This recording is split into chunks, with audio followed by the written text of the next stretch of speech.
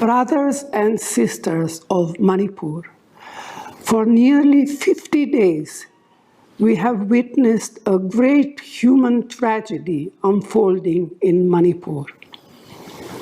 The unprecedented violence that has devastated the lives of people in your state and uprooted thousands has left a deep wound in the conscience of our nation.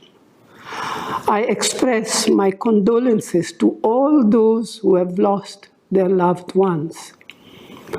I am deeply saddened to see people forced to flee the only place they call home and leave behind all that they have built over a lifetime.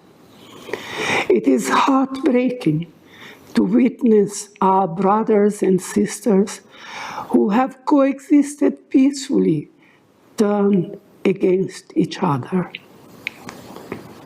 The history of Manipur stands testament to her ability to embrace people of all ethnicities, religions, and backgrounds, and the myriad possibilities of a diverse society.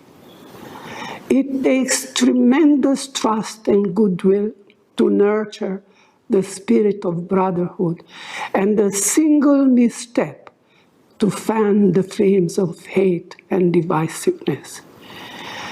Today, we are at a vital crossroads.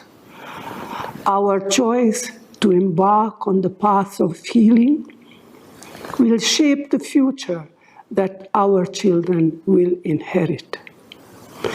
I appeal to the people of Manipur, especially my brave sisters, to lead the way in bringing peace and harmony to this beautiful land. As a mother, I understand your pain, and I appeal to your good conscience to lead the way. It is my sincere hope that over the coming weeks and months, we set out on the long journey of rebuilding trust and emerge stronger from this trial. I have immense hope and faith in the people of Manipur, and I know that together we will overcome this ordeal.